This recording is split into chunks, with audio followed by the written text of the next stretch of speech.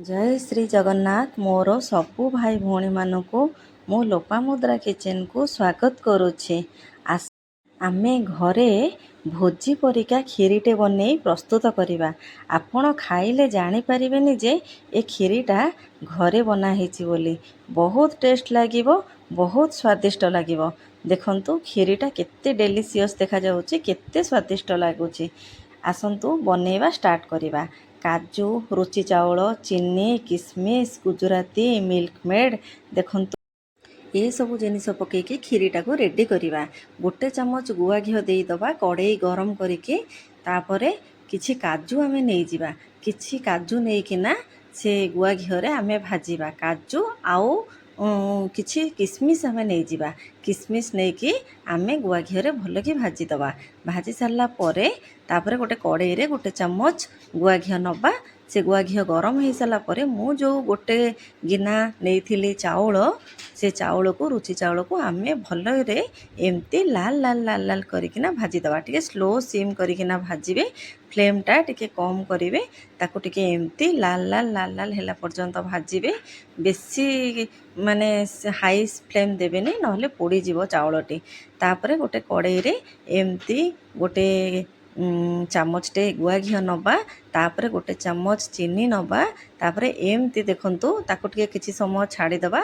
चीनीटा जेमती हमर मेल्ट हो जिवो, एमती लाल हो जिवो। तापरे आमे ता देहरे किछि पानी दे दबा। पानी दे सारा परे प्राय तो गोटे पैकेट मु क्षीर नहीं जाइए। गोटे पैकेट ओमफेड क्षीर नहीं जाइए। गोटे पैकेट ओमफेड क्षीर टिके सेटा बेसी गरम हो नथिला, मु अमूलटा पकई देइछि। आपण भी बेसी गरम न होइतिले अमूलटा पकेइबे, नहले अमूलटा बिंडा धरदबो, बेसी भल लागिबनी।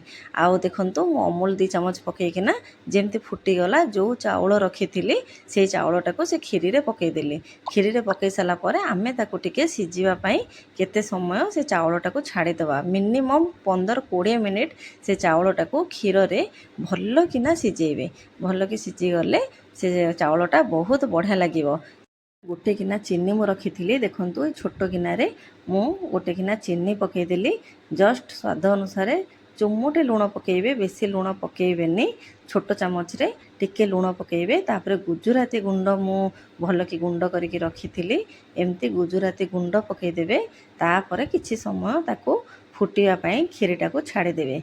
टिके भल कि खीरीटा फुटी गले ता देहरे आमे एमती मिल्क मेड पकेइ दबा। देखंतु मिल्क मेडटा पकेइले खीरीटा बहुत टेस्ट लागे। आपण विश्वास करिवेनी, खीरीटा पूरा भोजी स्टाइल रो लागुथिला। भोजी रे जेमिति खीरी लागे पूरा तो से भलिया खीरीटा लागुथिला। घरे मो पुओ आउ घरे हजबैंड खाइकी बहुत खुशी हेले। देखंतु एटा जेमती हेई गला, टिके ठंडा हेई गले आपण जो रखिथिली मु जो ड्राई फ्रूट्स गुडा काजू किसमिस पकेइ देबे। देखंतु केते सुंदर देखा जाउची, केते डेलीशियस देखा जाउची।